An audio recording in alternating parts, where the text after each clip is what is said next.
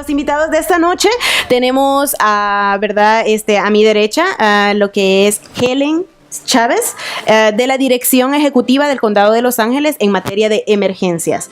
Y también tenemos, continuando con ella, el inspector Gustavo Medina, bombero, ¿verdad? De la ciudad de Los Ángeles. Así que muy buenas noches, bienvenidos a nuestra cabina. Muchas gracias, buenas noches. Muchas gracias por invitarme. Es el Condado de Los Ángeles. Condado de Los Ángeles. Perdón. Gracias. ¿Tú crees que hay diferencia, ¿Tú crees que este programa invitamos bomberos de bar? No. Por favor, así mil disculpas. Vamos. Ahí él ya nos aclaró del Condado de Los Ángeles. Muy bienvenidos. Bueno, el tema de esta noche es cómo estar preparados para las emergencias naturales. Estamos viviendo, tal vez no acá en Los Ángeles, una serie de eventos, más que todo a nuestro alrededor, lo que es México, Costa Rica y otros países, ¿verdad?, que se han habido afectados. Entonces, la pregunta de la noche para empezar con el tema es Los Ángeles, la ciudad de Los Ángeles, acá, ¿estamos preparados para una catástrofe natural? ¿Qué nos pueden decir? Bueno, yo diría que como que sí y quizás, esa sería mi respuesta. El condado propiamente en asuntos de manejo de emergencia sí está preparado. Hay un plan, ¿verdad?, para todo el condado, que le decimos en inglés, la traducción literal es la área operacional, ¿verdad? Operational area. Los profesionales, que son las personas que van a responder cuando hay un gran terremoto o algún otro tipo de desastre, esas personas saben qué tienen que hacer, saben cómo manejar las emergencias, saben cómo responder, ¿verdad? Gustavo, ¿tú dirías? Correcto, como dijo Helen. Nosotros, el Departamento de Bomberos, nosotros somos más como prevención de desastres, emergencias. Tratamos de ir a la comunidad a enseñarles cómo preparar en caso de una emergencia, especialmente una emergencia grande como lo que ocurrió en México. También sabemos como profesionales en manejo de emergencia cuáles son las áreas en el condado que son de más riesgo alto, ¿verdad? Por ejemplo, por asuntos de la geografía, hay ciertos cañones, ¿verdad? Como Topanga Canyon es un área popular, también bien habitado, y ahí las personas, los residentes que viven ahí saben el riesgo que corren porque es un cañón. Ellos saben que si ahí va a haber algún tipo de incendio grande, saben que van a tener que evacuar, así que esa gente, esa población, esa comunidad son bien unidos, y lo que ellos hacen es por lo menos una vez, o a veces cada año, a veces cada 2 años, toda la comunidad se reúnen y hacen ellos sus ejercicios, y eso en inglés se llama the Topanga Canyon Drill, y ellos saben cómo evacuar de una manera calmadamente.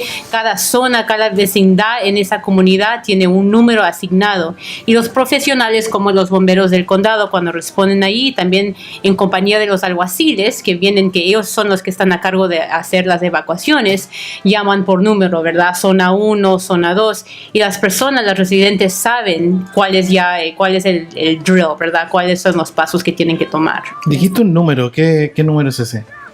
El número, las zonas número de zona. De esa comunidad, sí. Y lo bonito de lo que a mí me gusta de Topanga es que de veras enseña cómo una comunidad puede ser bien unida.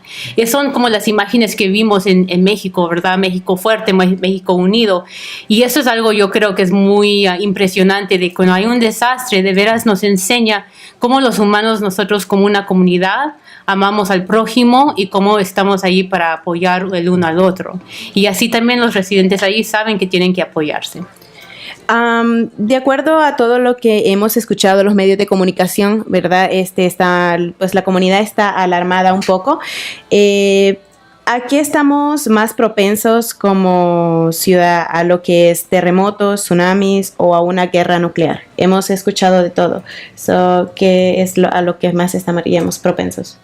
Bueno, por asuntos de la geografía, claro, siempre estamos escuchando de que tenemos aquí muchas fallas, ¿verdad? Hay la falla San Andreas, y que pues está a punto de estallar, que ya estamos, que ha sido varios años que de veras no hemos tenido un buen terremoto, y siempre estamos escuchando que eso es algo, corremos un riesgo y que eso sí va a ocurrir. Y yo sí creo que los científicos que dicen que eso va a ocurrir dentro de nuestra vida, ¿verdad? En los próximos 30 años. Yo creo, en mi opinión, opinión que ese es un riesgo muy alto. ¿Tú qué dirías, Gustavo?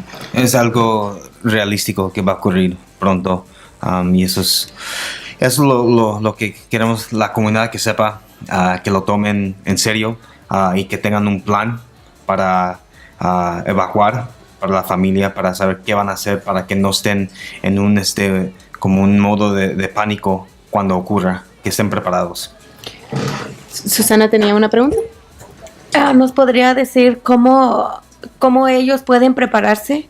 Como por ejemplo en una casa, las madres de familia son las que están más al pendiente de los niños. ¿Qué lugar sería seguro para Qué ellos? discriminador fue eso, ¿no? Bueno, primeramente, hay muchas fases de cómo prepararse. En mi opinión, la primera sería comunicación, y traer la familia junta y hablar, de tener y formular un plan de dónde van a ir, si están en la casa o un apartamento, en qué parte de la casa o del apartamento se van a juntar en caso de un terremoto o un desastre grande. Pero eso, como le dije, se debe hacer antes de que ocurra. Pero para su pregunta, ¿dónde? ¿En qué parte de la casa? Eso depende de dónde vive. Eso depende, pero normalmente en una área donde no haya ¿cómo se dice? Furniture en español. Muebles que se pueden caer. Una área abierta. Es la área donde es más sana. ¿Sabes qué? Qué interesante lo que acabas de decir, Gustavo, porque queda la sensación de que se trae como esa información desde Latinoamérica de que te tienes que colocar en las puertas, en los marcos de la puerta. Pero tú acabas de hacer una observación que me parece interesante y ojalá la puedas aclarar. ¿Por qué dijiste que depende de la estructura habitacional? Es decir, bueno, no dijiste eso, pero yo lo estoy poniendo. Depende del tipo de casa en el que está. ¿A qué te refieres? Porque además a ti te toca estar y valga el concepto, ¿no? O nunca mejor dicho, en la línea de fuego. O sea, te toca estar en la primera línea. Ok. ¿Qué es lo que has visto? ¿Cuál es la diferencia? ¿Por qué hay una casa que sea diferente a la otra? ¿Podrías explicarnos un poco más? Para aclarar eso, yo he entrado a casas o a viviendas que realmente no son viviendas. Unos viven en garajes que son ilegales, que no son, donde se debe que vivir. Por eso digo, depende de dónde vive. Por eso es lo que lo aclaré. Ya. Por eso es lo que... Pero si yo vivo, por ejemplo, en una casa de madera, ¿es lo mismo que si vivo en una casa de ladrillos? Sí, a mí eso es igual. Yo estaba refiriendo a donde la gente vive. Como digo, hay gente que vive en unas áreas donde no deben estar viviendo, por ejemplo, un garaje. Y sí hay diferencias dependiendo de la construcción y el material que se usa para los diferentes edificios.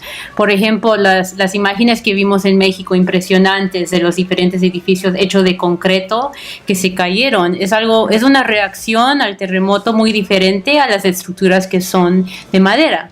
Nosotros aquí usamos para las casas y para una gran mayoría de la construcción local, madera. La madera se va a comportar de una manera diferente cuando se está estremeciendo el piso.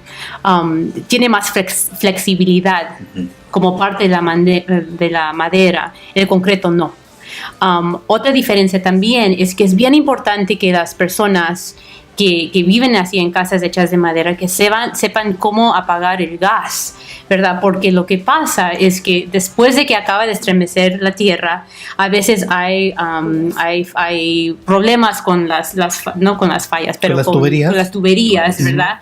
Que transportan el gas. Así que si uno huele el gas, ¿verdad? Que es un olor bien distinto, uno tiene que saber cómo apagar el gas propiamente. Pero es muy importante que uno no reaccione inmediatamente y sin oler, que nomás lo apague, porque si de veras es un gran desastre, ese gas nadie va a venir a prenderlo pronto, ¿verdad? Va a demorar y uno se va a quedar sin gas por varios días, semanas, quizás meses, dependiendo del desastre. Así que si uno huele gas, entonces que lo apague, porque lo que pasa es que después de que hay terremotos, hay incendios. ¿verdad? Hay una chispa o alguien está fumando o algo se prende y ahí es cuando las estructuras que son hechas de madera todas se prenden. Y eso es lo que ocurrió en San Francisco cuando hubo el gran sismo al principio de los 1900. O sea, hubo devastación por lo que se había caído las ciertas construcciones, pero también hubo muchos incendios. Y eso fue la gran mayoría de las personas que fallecieron, fue por los incendios que ocurrieron. Y otra cosa que quería decir y que ya me acordé de construcción. Yo manejando aquí, noté que en esta comunidad hay muchos edificios, viviendas que son viejas. Y cuando digo viejo, como de los 1910, 1930, wow. de ladrillo. Y para mí es fácilmente lo puedo ver y yo sé que son casas viejas, pero especialmente con las casas que son hechas de ladrillo, en ese tiempo son hechos de ladrillo con un tipo de cemento especial que es bien fácil de deshacer por la edad y por lo que la construcción, el material. Eso es una cosa que como las personas que viven en ese tipo de habitación, eso es algo fácil que ustedes pueden saber. Si ustedes van al internet, porque todos ya tenemos teléfono con internet, pueden ir como a las páginas de donde venden casas, como un Zillow, un Realtor, y si ustedes ponen su domicilio, ahí normalmente le va a decir cuándo esa vivienda fue construida. Okay. Y eso le puede dar una buena idea de la construcción de donde vive. Y como dijo Helen, una de las cosas que es bien importante para nosotros, para que la comunidad sepa, es saber dónde están las utilidades de cada vivienda, de cada casa. Y no importa si es una casa o si es un apartamento, cada apartamento tiene su propia línea de gas, su propia línea de agua, su propio panel de electricidad. Y cuando algo grande como un terremoto ocurre, que nos gustaría que toda la familia sepa dónde están esas utilidades para, como dijo Helen, apagar la válvula de gas, porque no queremos que cuando si por causa se quiebre la línea, que haga una explosión con la agua, que no empiece a dañar la madera, porque después empieza con el mold y también con electricidad. No queremos alguien que se electrocute. Oiga, señor bombero, pero si se me pone a mover la tierra, yo salgo corriendo. Sí. No, ¿Qué? Elegimos entre la víctima de la familia, quien queda como héroe, apagador seleccionado, así como cuando vamos al club o algo así. Obviamente, cuando está ocurriendo un terremoto, todos van a estar en pánico, pero es bien importante que se estén calmados lo más que se pueda. Okay. Después del terremoto, es una buena idea que hagan, y también como práctica salgan a averiguar su propiedad para checar qué está dañado. Y como le dije, tratar de pagar esas 3 utilidades les va a ayudar. Repitamos cuáles son. Sí, las utilidades que estoy hablando son el gas, okay. el agua y electricidad. Okay. Sí, y yo también quisiera aclarar que cuando comienzan las sacudidas de un terremoto, no queremos salir corriendo. Eso es ya pánico, eso es caos, eso es no pensar claramente. Hay 3 pasos bien importantes. El primero es tírese, agáchese, ¿verdad? ¿Perdón?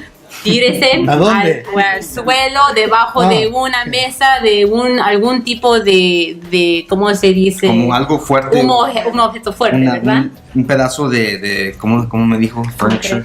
Un mueble bien fuerte, como de madera. Los novios no cuentan para esto. No, descontada los novios. No, un mueble que sea fuerte, que pueda sostener o aguantar un golpe. Porque de veras no es el terremoto que te mata o que te daña, son las cosas que te caen encima. So, si tú sales corriendo para afuera, la probabilidad de que algo te va a caer aumenta bastante. Así que la primera indicación es tírese al suelo y trate de encontrar un artículo de mueble o algo fuerte en que se pueda cubrir. Ese es el segundo paso. Tírese, cúbrese y agárrese de ese mueble o material fuerte, ¿verdad? Y siempre hay que tener en mente de proteger a la nuca y a la cabeza. Eso es lo más importante. A ver, repitamos entonces. Tírese, cúbrase y agárrese. Y agárrese. Los 3 puntos. No correr. Nos vamos a un corte musical y regresamos con más. El programa está bastante interesante y tenemos muchas más preguntas. Esto es PJ la Radio de la Arquidiócesis de Los Ángeles. Ya volvemos.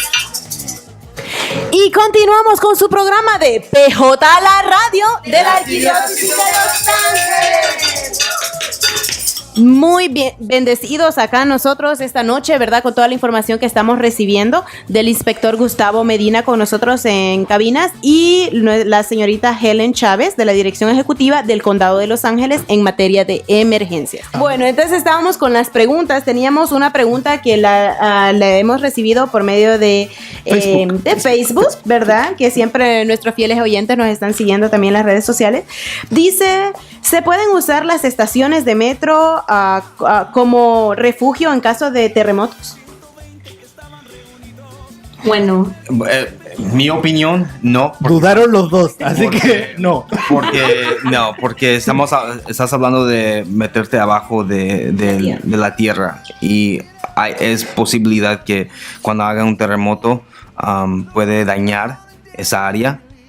Yo diría que no sería buena idea. Porque desde afuera como que suena lógico, ¿no? O sea, están cayendo cosas afuera, me meto al hoyo para que pues, no me caigan. Sí, como se dice en inglés. ¿Y en español cómo se dice? No sé. Ok, pero hay una forma de decir es como es una reacción natural. Ajá. De cubrirse, ¿verdad? De esconderse. De esconderse o de cubrirse en caso de una emergencia, pero en mi opinión no sería una buena idea hacer eso. Helen, ¿y usted qué nos dice? Yo estoy de acuerdo, mejor no, porque si algo cae, ¿verdad? Donde está la entrada o la salida, entonces uno va a permanecer ahí y uno no sabe cuándo van a llegar para auxiliarse. Yo diría que no, pero si uno está en un bus o en el metro propio cuando se comienza a estremecer la tierra, entonces uno otra vez tiene que mantener la calma, ¿verdad? Y seguir las instrucciones, porque el conductor del metro, del autobús, ellos hacen sus drills, hacen ejercicios cada año. Cada agencia de transporte tiene el deber por ley de preparar a su personal, así que esos conductores saben qué van a hacer, saben que van a poner el freno, que van a parar el metro y que luego por la portavoz o por las bocinas van a dar instrucciones a los pasajeros de qué hacer. Solo lo mejor es siempre mantenerse con calma, escuchar las instrucciones y seguir las instrucciones. Otra pregunta también, hemos escuchado que en ciertas... No sé si es real, la verdad es una curiosidad, pero hay alarmas en la ciudad. Si llegase a pasar eso, ¿hay una alarma en la ciudad que avise? Aquí no hay alarmas. Hubieron alarmas en el año más o menos de los 50, cuando los Estados Unidos estaba batallando al comunismo y había mucha alteración, había mucha preocupación de un ataque nuclear. Entonces eso en inglés se llama los Civil Defense Days, los días de defensa civil, en que de veras el gobierno a nivel federal invirtió muchos fondos a preparar a la población por un ataque nuclear. Y también quiero me preguntaste inicialmente si hay aquí un riesgo de un ataque nuclear, y sí me gustaría tocar ese tema, no sé si lo hago ahora o sí, claro luego. Que sí. Por lo que está ocurriendo en Corea del Norte, ¿verdad? Los ensayos que hacen y todo ese, por el alboroto que hay, ¿verdad? Pero de veras, miren, los informes que yo he visto dicen que el Corea del Norte no tiene la tecnología. Una cosa es tener el nuclear warhead, que es el explosivo, ¿verdad? Otra cosa es tener el missile, que puede llegar aquí, la trayectoria desde Corea, atravesar todo el Océano Pacífico y llegar a Los Ángeles, aquí en California, no tienen la habilidad. Eso todo es pánico, solamente son chismes sin fondo, ¿ok?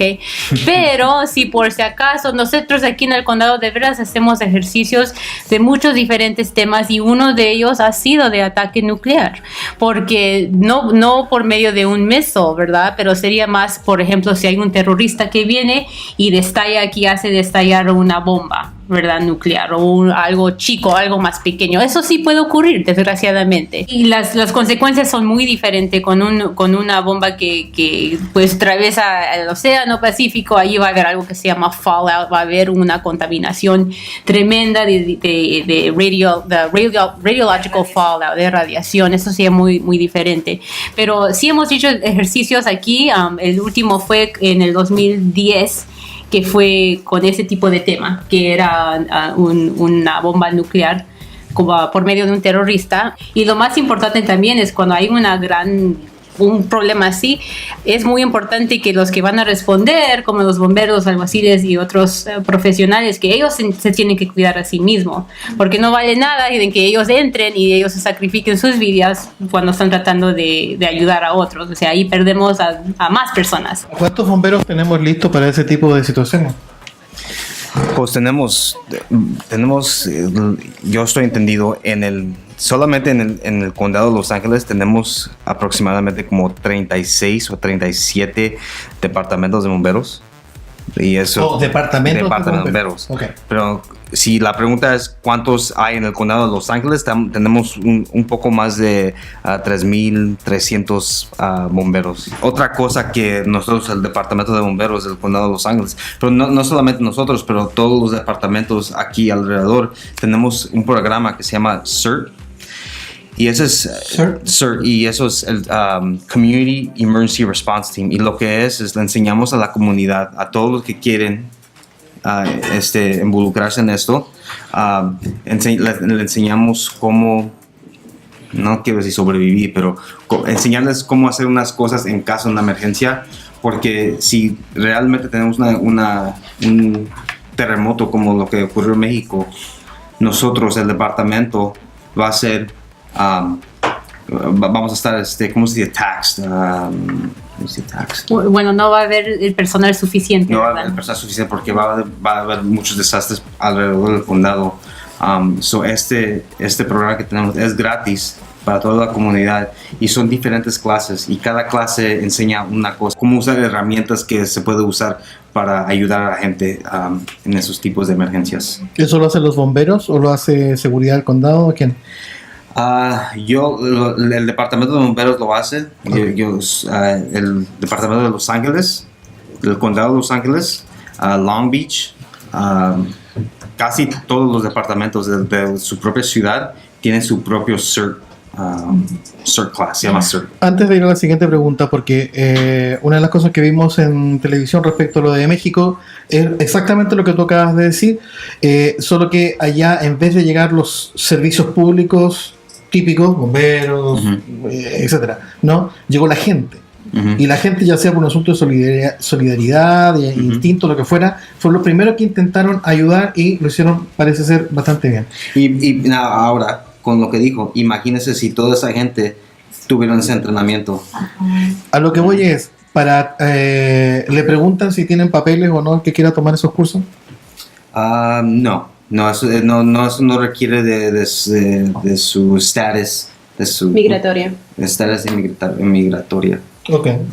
¿Qué días hacen esas clases? Eduardo pregunta qué días van a hacer esas clases. Depende, porque cada ciudad es diferente. Eso es algo que ustedes pueden ir a la página de internet y cada ciudad tiene su propio día. Puede ser entre semana o en fines de semana. ¿Es lo mismo de la Cruz Roja?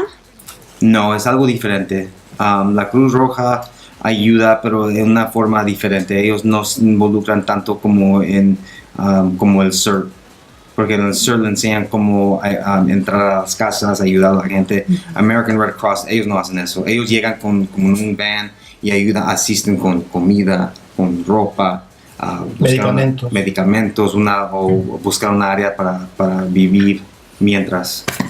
Sí, y es importante también reconocer que CERT es un currículum que ha sido desarrollado por el gobierno federal. O sea, hay un estándar de aquí. Son 21 horas de instrucción. No solamente es un tallercito como de 1 a 2 horas, porque de veras son instrucciones bien detalladas, ¿verdad? Dentro de los asuntos que dijo el inspector Medina. Y yo lo he tomado. Mira, me encantó. Yo ahora tengo una confianza, yo lo probé. ¿Lo probaste? Sí. Sí, lo probé, lo hice, completé el curso y yo, mira, siendo también una persona latina, mi mamá una mujer tan nerviosa, siempre decimos que en nuestra cultura que sufrimos de los nervios, pero la manera de combatir los nervios es de estar preparado y tener la sabiduría, saber qué hacer. Y antes, mira, yo era una persona bien nerviosa, ahora que yo tomé el curso CERT y lo completé, tocó la coincidencia que justo enfrente de mi casa hubo un accidente. Una muchacha estaba manejando el carro se dio la vuelta, cayó patas arriba, ¿verdad? Y la mujer se quedó ahí atrapada. Cualquier otro día, sin CERT, yo me hubiese quedado tiritando de miedo en mi casa, quizás nomás marcando 911, ¿verdad? Pero tomando CERT, yo salí, porque yo sé ahora qué hacer. Yo la ayudé a sacar, le tomé el pulso, supe también cuáles son los síntomas de shock y dije a un vecino que también había salido que él llame a 911, ¿verdad? 911. Así que es algo muy impresionante y a uno le da la confianza saber cómo ayudar al prójimo. Lo recomiendo muchísimo. Lo que yo le quería preguntar era de que si estoy en un lugar céntrico donde hay muchos edificios, ¿cuál sería la parte segura? Estamos hablando de afuera, ¿verdad? Sí, afuera, en la parte de afuera.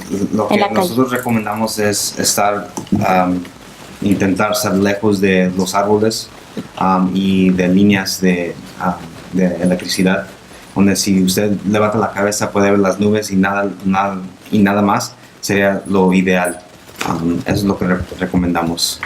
Otra pregunta, normalmente en nuestros países, las escuelas o universidades sirven como lugares de refugio. ¿Acá eso aplicaría? Sí, también hay. En el condado de Los Ángeles hay sitios que ya están preseleccionados que funcionarían como albergues, ¿verdad? Y esos van a ser operados por la Cruz Roja y también en colaboración con el Departamento de Servicios Sociales del condado. Hay trabajadores de esa agencia que ellos están entrenados a ser trabajadores de los albergues y saben cómo atender a las personas y ellos son activados cuando hay un gran desastre. Sí, y todos esos sitios también son como le digo, son preaprobados porque tienen que ser accesibles a todos tipos de personas. Las personas que no son ambulatorias, por ejemplo, tienen que tener acceso y hay ciertos requisitos. Tiene que haber aire acondicionado, tiene que haber rampas, tiene que haber cierto tipo de square footage de campo por cada persona, tiene que haber catres, duchas, etcétera. Hay bastantes requisitos que no solamente es abrir un sitio, ¿verdad? Para funcionar como albergue. Hay muchas pólizas que se tienen que seguir. Esos lugares realmente sí están preparados. Preparados, están predesignados, están planificados. Bueno, hay otra pregunta. También es recomendable de que todos en casa tengamos como un pequeño botiquín, ¿verdad? De emergencias. ¿Qué es lo de prioridad, lo que tiene que tener ese botiquín? Ya tenemos una idea, pero ustedes que son los especialistas, ¿verdad? ¿Qué debe de contener ese botiquín en un dado caso si hay ancianos, niños en casa? Yo diría lo número uno, lo más importante es el agua. El agua. Un ser humano no puede vivir más de 3 días sin agua. Simplemente no es posible. Podemos vivir por más tiempo sin comer, pero el agua es indispensable. Y antes se decía que uno tiene que tener por lo menos 1 galón por persona, por vivienda, por lo menos por 3 días. Pero ahora, en el día presente, la indicación es por lo menos de 7 a 10 días. Uno tiene que estar preparado por lo menos por 1 semana. 1 galón por persona por día, ¿verdad? En esa cantidad. Ahora, si uno vive en una vivienda chica, yo por ejemplo me crié en un departamento bien pequeño, ¿cómo vamos a tener espacio para tener 1 galón por persona? Tenemos un guía del condado que se llama el Guía de Sobrevivencia para el condado de Los Ángeles, que está disponible en www.lacounty.gov /emergencia. Ahí está en español y en 11 otros idiomas. Ahí hay una lista completa de cuáles son los suministros que uno tiene que mantener. E inclusive también hay indicaciones de cómo uno puede usar simplemente unas gotas de cloro para desinfectar el agua. Eso sería una alternativa en vez de tener pero tantos galones. Cuidado con eso, que busquen exactamente cuál es la cantidad. Hay una receta específica y es como una gota por X cantidad de galón de agua. Eso es algo muy chiquito, pero uno tiene que tener la receta específica para hacer ese tipo para desinfectar el agua de esa manera. Excelente. Aparte de el agua, pues también es recomendable una linterna, ¿verdad? Y sí. Pastillas. Bueno, yo no sé, de pastillas para los nervios, tal vez, una botella. Por si se desmaya alguien. La linterna es bien importante también con pilas que están funcionando, porque a veces dejamos, ¿verdad?, la linterna ahí en la mochila y se oxida las pilas y ya no funciona. Pilas, hay también una radio, porque a veces si hay cortes o hay apagones, como hemos visto ahora el huracán en Puerto Rico, que millones están sin electricidad y no sabemos cuándo otra vez va a regresar la electricidad. Es muy importante tener un medio comunicativo que uno puede usar para recibir información actualizada, ¿verdad?, del gobierno y de otras personas, pues, que de verdad te están diciendo qué es lo que tienes que hacer. Así que tener radio que funciona a pilas es bien importante. Y el tercer punto también es la importancia del celular y tener una batería, una pila, ¿verdad?, que ayuda a aumentar la vida del celular, porque eso es lo que vimos en México. Que muchos, ¿cuál es el tuyo? A ver, el mío está en mi carro. Estamos re bien. Okay. Pero lo que hemos visto es que muchas personas han estado usando los medios de texto para indicar a dónde están. Muchas personas atrapadas usando texto, o personas que están bien, que no están dañados y que están sanos y salvos, usando texto para decir a sus familiares, a sus parientes, estoy bien. Y eso es algo muy importante, porque lo que yo leí también esta semana es que el usar el texto usa menos datos. O sea, la probabilidad de que ese mensaje llegue en comparación a una llamada celular, el texto sí tiene más probabilidad, porque es más recurso, usa más datos y es más, hay más esfuerzo en los sistemas comunicativos hacer la llamada. ¿Un tsunami es un riesgo en la ciudad de Los Ángeles? Yo diría, ¿sabes qué? Muy poco. De veras... pero sí, quizás en las zonas que están ahí acerca de la costa. En el condado de Los Ángeles sí. En la ciudad no. Sí, en la ciudad sí, pero en el condado, en las zonas de las costas quizás, ¿verdad? Pero ahí para prepararse, pues hay rótulos que están en esas ciudades que claramente dicen aquí es una área de cuidado de peligro de tsunami, y los pasos para estar preparados es primero saber que si es una área de tsunami o no. Y hay un recurso muy bueno que es ofrecido por la Oficina de Servicios de Emergencia del Estado, que se llama My Hazards, Cal OES My Hazards. Luego te doy la dirección. Sí, por favor. Pero uno puede ahí buscar entras en la cajita, entras con tu teclado, tu dirección, tu domicilio, o donde trabajes, donde vayas a la escuela, y ahí te sale en un mapa a todos los hazards, todos los peligros que corres. Si estás en un área de tsunami o de inundación, o si hay una falla de terremoto, o si hay algún otro tipo de hazard, de peligro, entonces ahí en el mapa te sale claramente. Sabes si el tsunami es algo de veras que te tienes que preocupar o no. Porque unas cosas que sí hicimos es que en Hollywood, ¿verdad?, en los cines hay películas que enseñan cosas que de veras no son realistas. Aquí no va a haber una tremenda ola que nos va a cubrir hacia el centro de Los Ángeles. No, eso factualmente no es posible. Pero si vives en una ciudad que está en la costa, claro, quizás corres el riesgo. Y ahí el punto de preparación o de sobrevivencia más importante es que tienes que ir a un terreno que esté más alto y que esté lejos del agua, ¿verdad? Una vez que si hay, por ejemplo, un terremoto predescendente, agáchate, agárrate, cúbrete y luego vete del agua, ¿verdad? Tienes que ir a un terreno, como te digo, más alto. Y también otra cosita, mencionaron de que a veces el ponerse debajo de las puertas ya no funciona mucho, ya pasó de moda, en pocas palabras. Escuché algo de, creo que le dicen del triángulo, es donde si hay un sofá, un mueble o algo, ponerse a un costado del mueble, donde si cae algo siempre va a quedar un espacio vacío donde allí fácilmente tú te puedes proteger. Sí, eso también es otra cosa, indicación que no está a base de la ciencia. La persona que vino con esa teoría no es aconsejable. Lo que nosotros queremos enfatizar como los puntos más claves, que de veras tienes que escoger un mueble, algo fuerte, donde te puedes refugiar de abajo de eso, y las indicaciones otra vez son agáchate, agárrate, cúbrete, ¿verdad? Bueno, ya saben, muchachos, no creerse de todo lo que nos dicen. Los medios de comunicación normalmente hacen un papel muy importante en eso, ¿verdad? Lo que es Facebook, Instagram, todo, para comunicarnos y todo eso, pero también muchas veces eso nos influye a tener una idea errónea de lo que debemos hacer realmente. Entonces, algo que quieran dejarles saber a todos los que nos están escuchando y viendo a través de las cámaras, un consejo de los bomberos, un consejo acá de, ¿verdad? Su departamento también.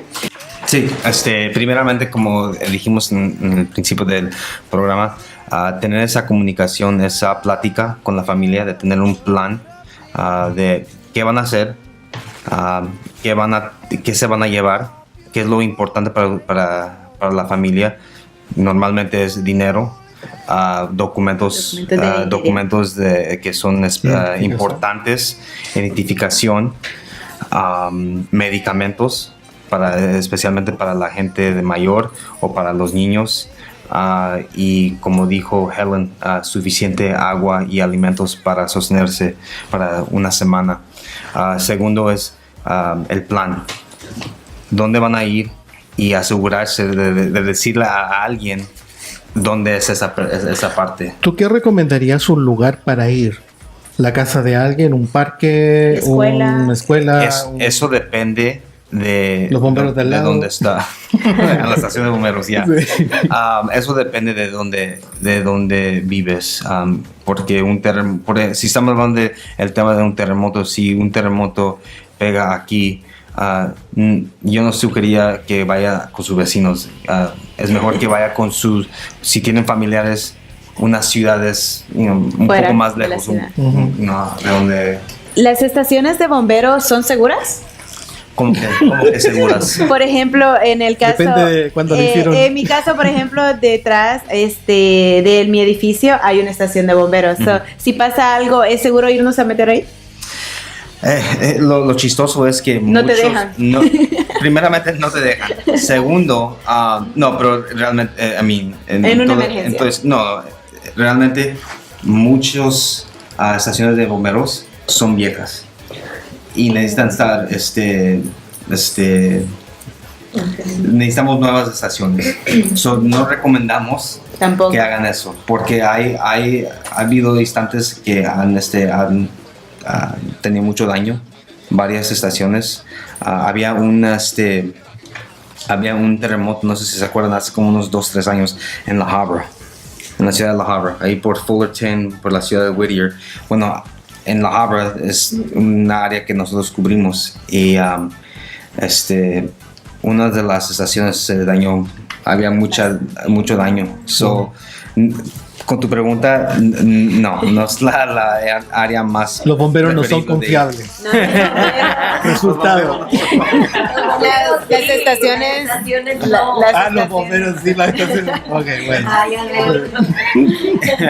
Okay. Y quiero decirle algo, que cuando un terremoto ocurre en una área donde hay una estación, lo que hacemos nosotros los vamos, cerramos las puertas, los vamos y hacemos como lo que decimos un survey de nuestra área donde esa estación cubre, y ellos empiezan a manejar para ver qué ocurrió en la ciudad.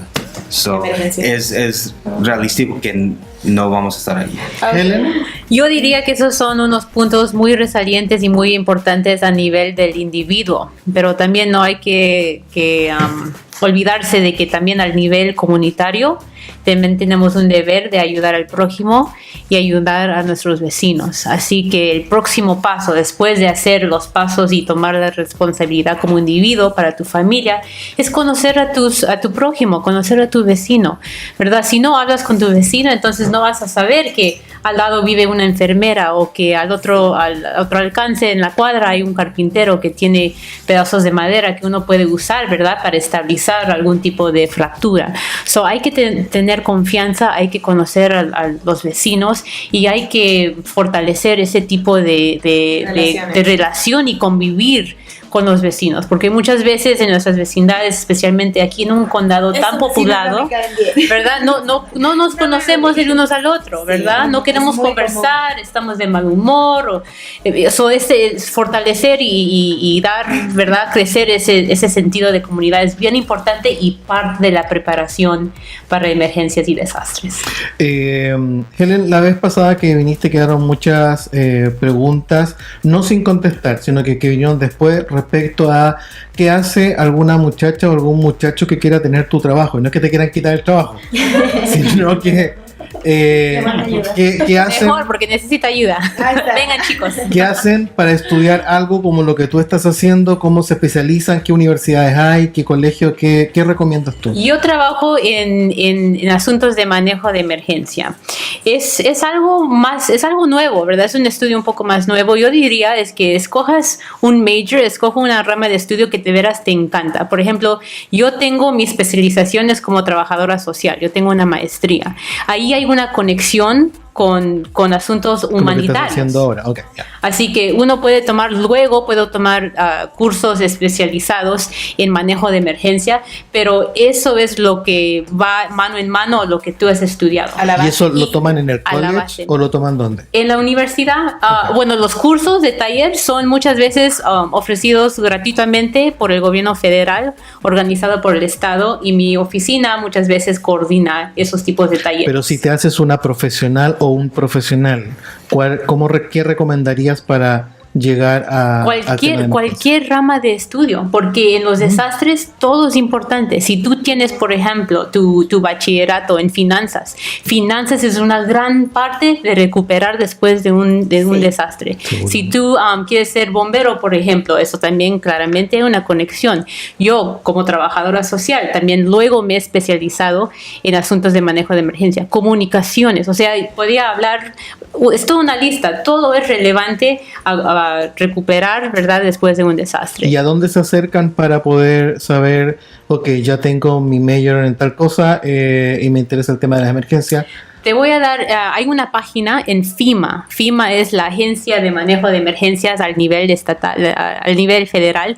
Ellos tienen una lista de las diferentes universidades de que si uno quiere llevar una especialización, sacar una maestría en manejo de emergencia, puede ir a esas universidades y también donde tomar certificados, obtener certificados y tomar talleres. ¿Y sobre los bomberos? Para nosotros, nuestra organización es bien grande.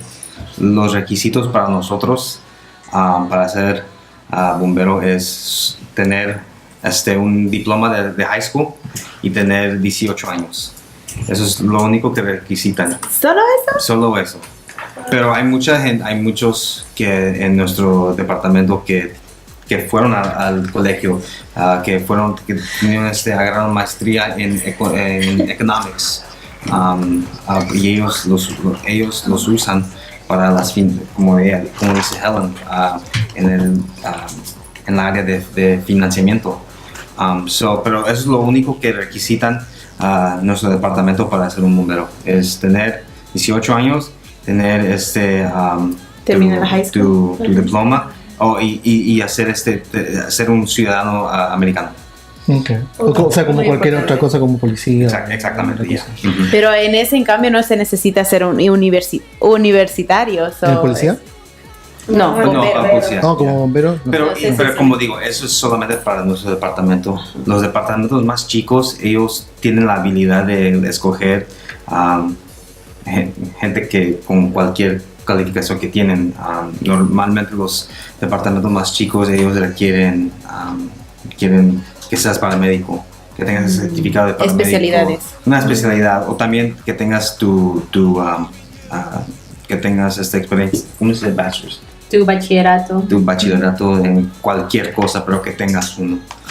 Pero con nosotros eso no se requiere. Ahora hay colegios que enfocan especialmente en clases de de bomberos, como por ejemplo aquí en Cal State Los Angeles, ellos tienen un bachillerato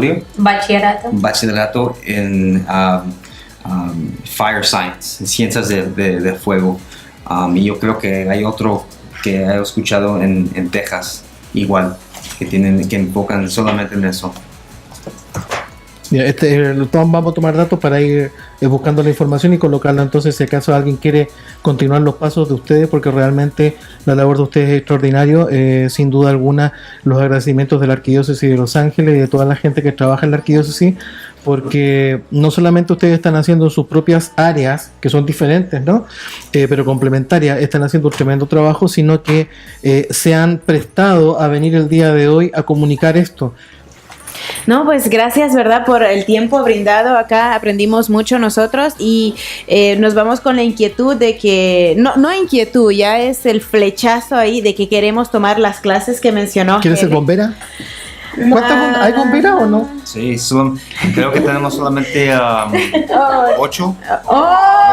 8 por 3,000. Necesitamos más mujeres. El punto es aprender nosotros y pasar el conocimiento a los demás. Y prepárate ya, que fueron lo que una comunidad informada, educada, puede prevalecer más en esas catástrofes así. No, pues que muchas gracias. Es un placer tenerlos acá. Nada más que no sea la primera y la última vez, ¿verdad? Que nos visitan. Tal vez ahorita por lo que estamos viviendo. Ustedes están acá, pero siempre es importante informar a la comunidad qué es lo que está pasando, qué es lo que debemos de hacer y cosas por el estilo. Y cuenten con nosotros cada vez que ustedes quieran, no se preocupen, nos llaman y aquí están las puertas abiertas, porque además los jóvenes latinos son una de las comunidades mayoritarias en el condado de Los Ángeles. Excelente, muchas gracias a ustedes, gracias por su tiempo y por darnos un medio por cual podemos alcanzar a muchas personas jóvenes y hablar un poco de algo de que estamos muy apasionados. Gracias por la invitación, gracias. Muy amable. Un placer. Nos vamos a un corte musical y regresamos con más de tu programa de PJ La Radio de la Arquidiócesis de Los Ángeles.